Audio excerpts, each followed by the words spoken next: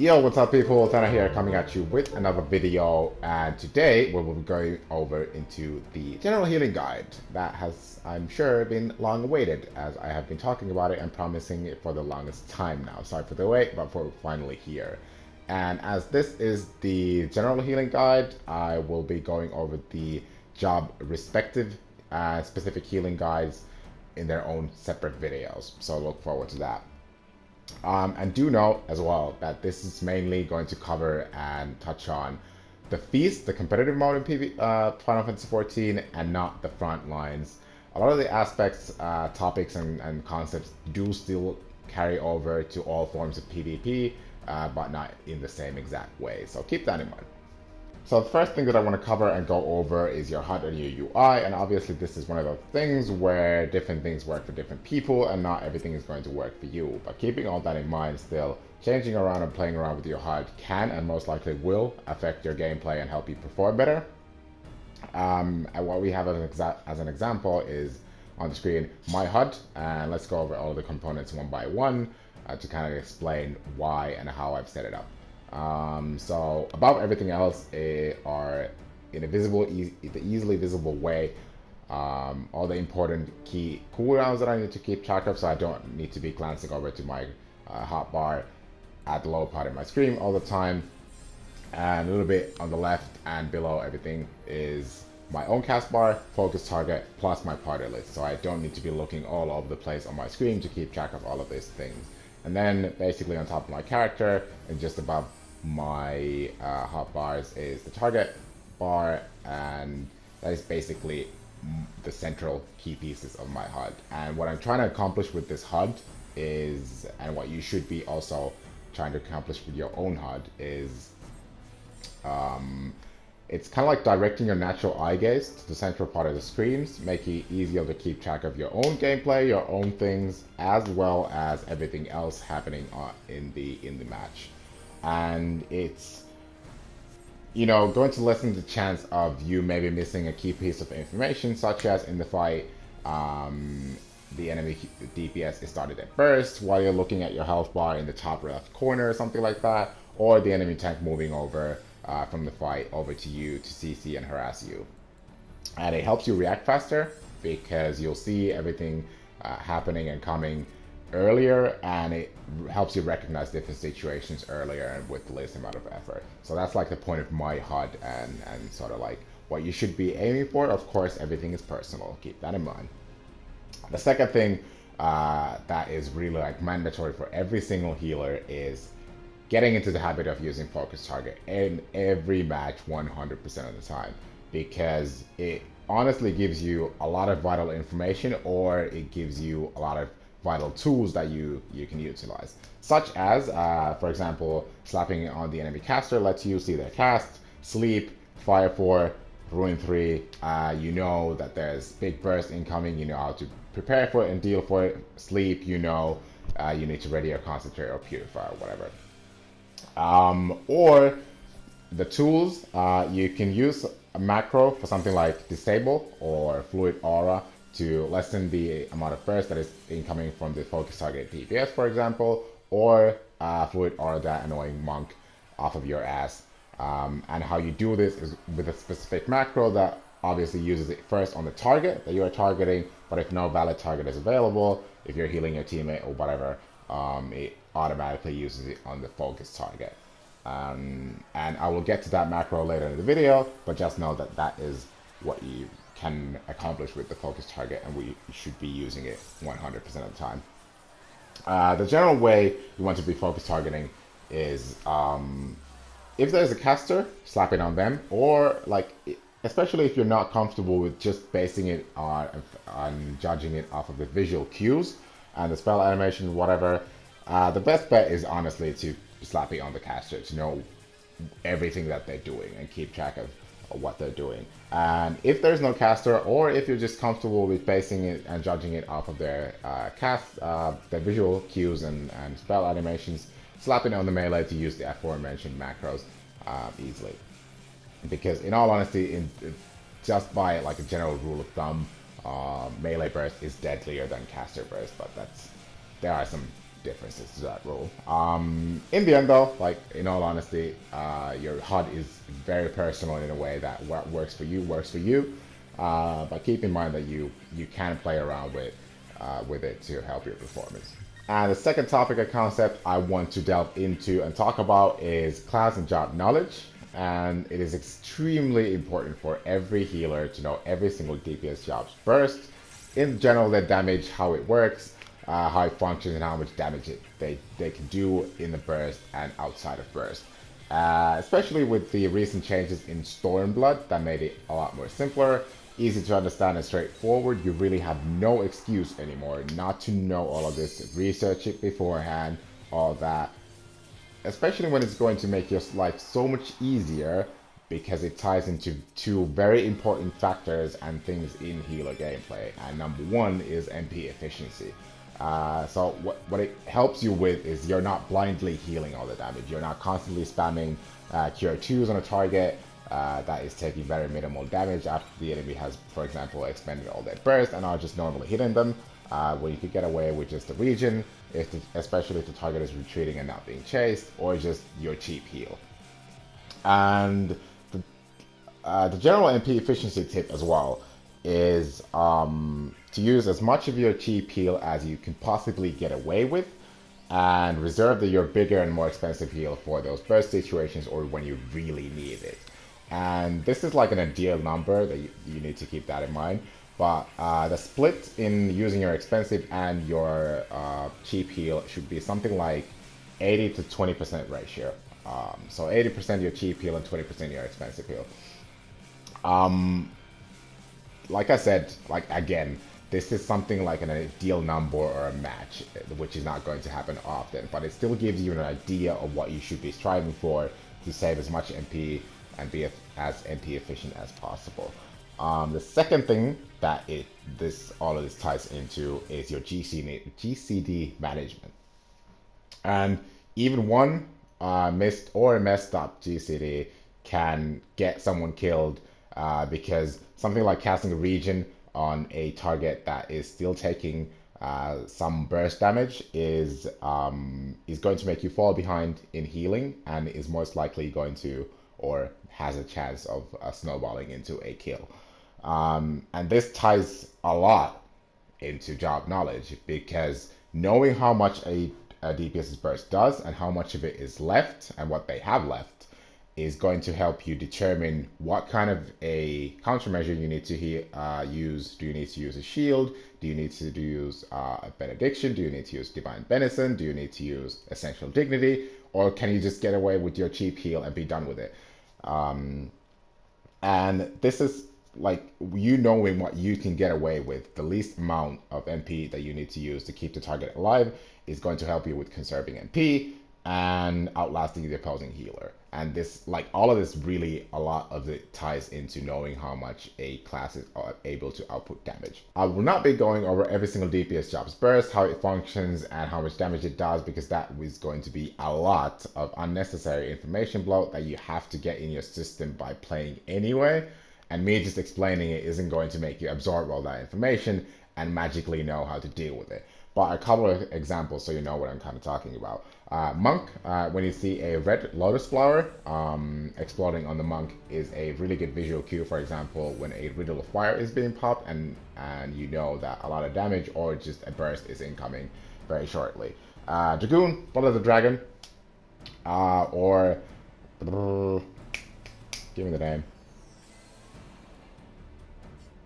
Battle Litany is being popped, or jumps within Blood of the Dragon, which charge their burst, aka Juice Kogel or Nestron. And then lastly, last example, Bard Barrage, that indicates a very immediate burst, so you need to be quick in reacting to that. But this is like a couple examples so you know what I'm talking about, and helps you understand like determining yourself the key indicators or visual cues to know that a burst is being done or prepared. Of course, knowing what each tank is capable of as well is very important, but only really for the CC, as their damage isn't capable of dropping you from 100 to 0 as fast as a DPS. But let's go over those as well. So Dark Knight, Stun, Silence and Pull to interrupt and harass you. And then Paladin, stun and a ranged silence that reaches to you all the way from Afghanistan. And then Warrior, lastly, with a charge stun that is pretty unpredictable when it's coming, and a draw in and bind with the home gang. So that's like what the tanks are capable of doing to interrupt whatever you are trying to accomplish. So in conclusion, class knowledge is extremely important for all of the healers, and you really need to get on that to make your life so much easier, and there really is no excuse to not do it. So please do that. And then we get into PvP abilities and skills and traits and all that. And as this is the general healing guide, I will go over into the job tools, skills, the job specific things in their respective own videos. And this is really only for the additional skills and traits. The reasoning why you take everything, like the reasoning behind everything. So first off, additional skills.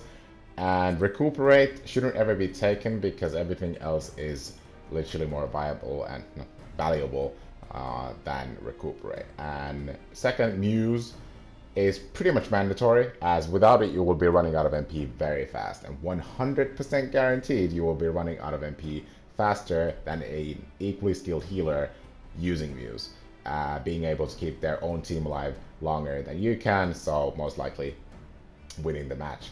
So yeah, mandatory. In living, if you even consider taking this, you should not be healing. Purify, next off. It is outshined by Concentrate in almost every scenario, but it is still decent when you are fighting a comp or against a comp that has a Warrior in it, but at the same time no Black Mage or Ninja, because Warrior has semi-unpredictable CC and very little of it, and Black Mage and Ninja have semi-predictable CC. So if they have either of those DPS and either of those two DPS or any other tank, you stick with Concentrate. And the reason is because Concentrate is like honestly the go-to CC countering ability you take. The reason is it lets you control the exact moment that you want to and need to stay out of CC and you want to stay CC free. Whereas with Purify, the tank or whoever is CCing you chooses that moment and you react to it and get out of it, which leaves you behind in healing, whereas concentration does not. It also is extremely important when the tank knows how to time their CC with their DPS's burst, making it even more deadly. And Concentrate lets you prepare for the burst and prepare for those situations better. And after the concentration has blocked the first CC, it will let you then prepare for the inevitable second CC that you will get hit by. And even if the person CCing you notices that you pop Concentrate and they decide to not trigger it, not CC you, what that means is you've still won, because now you are CC free for 10 seconds, and if you've used it in a period of in the match where the enemy team is bursting and you really need to be healing, you're basically free to heal for the next 10 seconds, and you will be easily able to prepare for the possible CC that is incoming when you run out of that Concentrate at the end of the 10 seconds. So that is still a win for you in that scenario, as long as you're prepared for it. And it will still, it will also block on men draw-in, and as well as the whole effect of home gang. So it will not draw you in, it will not bind you. So it also blocks those, not just hard CC, like silence, stun, sleep, whatever. And then Safeguard, I have not been testing this too much at higher levels of play, because there's not a lot of warriors playing. But it honestly seems like a decent-ish choice when you don't need Concentrate or Purify for that matter, and you instead want to be sitting through those warrior home gangs or whatever when you get concentrating and binding down and bursted. It's really a toss-up between Purify and Concentrate. It seems like a personal preference to me, but Safeguard seems like a decent choice as well when you don't need Concentrate. Bolt is frontlines material, not for Feast, like Recuperate. Everything else, like the other options, are more valuable than being able to sprint. So in conclusion, Muse 100% of the time is going to be a one choice in Feast. Concentrate, majority of the time, it's almost like every single scenario because there's not a lot of warriors playing. And it is meant for predictable CC, and when there's a lot of it, when there's a lot of CC available from the enemy team. And Purify is against like unpredictable CC, and when there's little of it, or then Safeguard if there is, you know, the same unpredictable CC or little of it, and you want to sit through it basically and take less damage. So yeah, that's in conclusion what you need to be taking from additional skills. Then let's get into your traits. TP regeneration, increased HP and decreased damage taken, plus increased damage dealt are no-go for obvious reasons. Decreased damage taken 3% is not going to do much. You're already fucked up if you need 3% damage reduced to stay alive. So there's that. Increased MP regeneration, in my opinion, is something you always want. It is always going to be filling that one of the 3 slots. And then increased resistance duration, in my opinion, is the same thing, because it is very valuable, as you won't be susceptible to CC as often, because what it does is it increases the your CCDR, diminishing returns. So instead of being CC free from stun for 10 seconds, you will be 25% or is it 20% longer, like immune to it. The last slot, in my mind, is up in the air. In a sense, like it's a choice between decreased recast time for your additional skills, aka concentration, purify, whatever, but not your normal skills, or increased healing potency and increased action speed. Healing potency, I don't feel like the 5% increase is all that much. I think it's kind of the same thing with decreased damage taken, like you've already fucked up if the 5% increase in healing is going to make or break your healing. And then action speed seems like a decent choice, but I haven't been testing it around too much, and I honestly think that just like the decreased recast time is combined with resistant duration, so you'll have longer CC immunities and you'll be able to stay out of CC more often with concentration or something like that, is, in my opinion, more valuable than healing potency and increased action speed. But those seem to be also viable choices, somewhat viable anyway. And recast time, just as an example, it shaves off 9 seconds off of concentrate, which is a pretty big cut in PvP. Like 10 seconds is a lot. And then it also shaves off 18 seconds off of Muse. So it will increase your MP efficiency by quite a lot. Being able to use Muse 20 seconds faster is pretty huge again, and will help you outlast the other healer in terms of MP if the match gets drawn out. So yeah, that's the reasoning behind your additional skills and traits.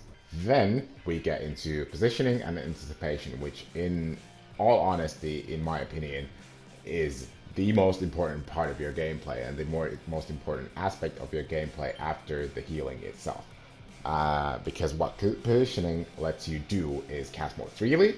It also lets you notice and react to key information within the match easier, such as the enemy team doing a hard target swap onto another target, or a tank moving over from the fight over to you to CC you or harass you if they weren't already on you. And this in turn allows you to anticipate and plan your next move better, making it easier for you to deal with different situations you're thrown in. Pillars and walls are, and whatever else cover there is in a map, are literally your best friend, even before your team sometimes. Always try and stand in a position that lets you quickly move to cover or behind cover in a way that lets you line of sight the enemy team, while, especially the range DPS, while still being in line of sight of your own team. This is kind of tricky to do, but you'll get it with practice. And then there's a tactic called peeking, which is staying behind cover as much as possible, only peeking your head out to cast heal and then back to cover ASAP. And this is used to make it as hard for the enemy team to, you know, stick to you or track you, really. And you should never really be standing still for too long, ever. You should always be trying to adjust your position, look for a better position to stand in to be ready for anything. And while, you know, keeping your distance from the fight. This makes it harder for the enemy team to, you know, track you, like I said, and swap to you, and you see it coming earlier. The distance varies a lot from situation to situation, like everything in PvP. And you really need to get a feel of it yourself, and it's sort of hard to explain how you should be doing it, but I'll try to give like what you shouldn't be doing, instead of getting guidelines of what you should be doing. So what you should avoid is avoid close range, as you won't see the target swaps to you as easily, and the enemy tank has an easy time of CCing you. Obviously, it's easier to just turn around and poof, you're stunned, whereas, you know, running for a couple of seconds to CC and then you need to run back or something like that. Never at max cast range either, because your DPS might make a quick maneuver behind a wall chasing their target, or in general just chase their target down to Afghanistan into their base or something like that. And if you're at max cast range, you cannot follow and heal at the same time, because they don't need to stop. You need to stop and heal sometimes. So, or you can't heal through walls. So you need to be in anticipation of that. So you never really want to be standing at max cast range either, because that's bad as well. So those are like the two things to avoid. And I think that's easier way of explaining it than what to do and where to stand. Hopefully, anyway. Conversely, as well, a healer who's positioned next to a cover and is being swapped to, or just pressured next to a cover, you can lure the opposition behind the cover and making the people following you behind that cover easier kill targets for your own team.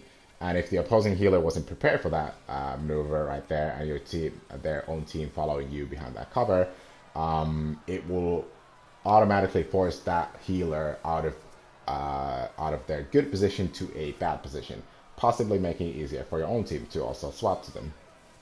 Or you just move way back and risk the people chasing you risk dying if their healer can't keep up. But be careful of not tunneling on running way too far. So the enemy team, when they decide to retreat, your team is obviously going to chase them. So if you're running way too far, you aren't going to be prepared for the fact that you need to also follow them then. Also, good positioning. Like I said, it helps your team as well as it helps you. So what it does, it gives your team easier kill targets, and it does it in two ways. So obviously luring the enemy team out of the healer's line of sight gives you easier kill targets, but as well as it drags or forces really the opposing healer out of into a bad position. So it gives you that as a kill target as well. So in two ways, it helps your team as well as you. But obviously, you know, it makes you more survivable as well, and harder to kill and harder to catch. So good positioning lets you anticipate better, and all of that is probably the most important part of healing after the healing itself. And closing up the video with sort of like mentality stuff and also like some new player tips and whatever. Especially if you're new to healing, you will get your face kicked in quite a lot. That's normal, and that's necessary for you to really learn and get all the experience you need to get better and perform at high levels. And you should be taking every single match as a learning experience rather than, you know, trying to win it. And I know it can be hard in lower levels of play to stay motivated, especially because people like to blame the healer for just about everything possible, even if they fucked up as well. But ignoring those people and focusing on your own performance is really the best thing to do. So don't get too demotivated by those people. Because if you're new, you know, your goal shouldn't be winning, however weird that sounds. But a piece of wisdom, I guess, is instead of like trying to win every single match that you get into, it's better to take it as a learning experience and identify the things you are struggling with and taking small steps of overcoming those things. For example, are you getting overwhelmed by the beginning burst at the start of the match? Set a goal of like 4 or 5 matches where you really pay extra close attention to that beginning part of the match and pump out as much healing and see cooldowns and whatever to survive it as possible. Maybe you'll end up running out of MP. Maybe they hard swap to another target and got a kill that way. Maybe you still end up losing even though you did handle the beginning burst well, but due to other factors. The point is that you will learn from those mistakes, those experiences, to identify those different situations and deal with them better in the future, and you'll be better equipped to deal with them in the future. And why you shouldn't care about those people that like blame you for every single mistake and every single death is also like when you just ignore all of that and just focus on improving. When you do improve, there's a reward at the end of the road. You basically get the reward of climbing the ladder, while those god tier and god complex scrubs stay in their own gold and silver divisions, and you leave them in the dust. Or they would if the point system and the matchmaking divisions were tuned properly. I'm looking at Fuel Square. But yeah, like that's basically sort of like a mentality talk that I wanted to give to a lot of new players. Also, if you are absolutely lost and don't know how to improve, you can record like 2 or 4 games and send them to me via Dropbox, Google Drive, give a YouTube link, whatever. And I can go through them and sort of like give you an analysis on what you could work on or do differently. This is like, this is an offer that I want to extend to anyone watching this video. Like, if you are new and looking to get better, and this is purely to help anyone out there to get better. And I would love to turn this sort of thing into a video series, this analysis thing into a video series, where if any brave souls would want to like allow and give me permission to use their video as footage for analysis to like help anyone out there watching, because I really believe that like that footage is going to give a much more of a concrete example and explanation to anyone in a similar position in getting better, and on like what should be avoided and what could be done better than me just explaining all of this and me, you know, making these guides. That I think in like plus the guides, I think that video series would really help people. So I would love to do that if anyone out there would be willing to. But yeah, like even if you wouldn't, like just send me a clip and I will give you an analysis and help you get better, hopefully. That's like an offer I want to offer, like throw out there and to anyone. And like yeah, like I think it would help people realizing like, hey, I'm doing that exact same thing and I should probably change that. But yeah, and anyone even planning on shitting on someone else's footage that it might be a bit worse than your own performance or whatever can really just straight up fuck off, and as that is not the way of bettering this community. So just an offer I want to throw out there. And yeah, anyway, I think this was a lot of information, but I think it's all the things that you really do need to know about healing in PvP, especially if you're new. It was kind of in a longer format because I really wanted to delve into it very in depth, so everyone will hopefully really understand what I'm talking about, and it's as clear as possible. And at least like this was most of it. And definitely if you got any tips of your own, throw them down in the comments below to help everyone watching the video. Or if you think I missed something entirely or just want to add something, throw all of that down in the comments. And I hope you find the guide useful. If you got any questions, comment, whatever thoughts, critique about the video, do let me know. I'd love to hear it. And or contact me like in one of the places found in the description below the video if you got any suggestions or just critique or whatever. Like the video if you did find it helpful, informative, and share it with others to help everyone in the community or help any one of your like friends trying to heal in PvP and get better. Let subscribe know for more content in the future. All the free healer guides coming out in the near future, hopefully more near future than this one was promised to be. But yeah, thanks for watching the video. If you made it this far, I really appreciate you. Hope you find it useful, and I hope you will have an amazing day. Take care, guys, and see you in the next video.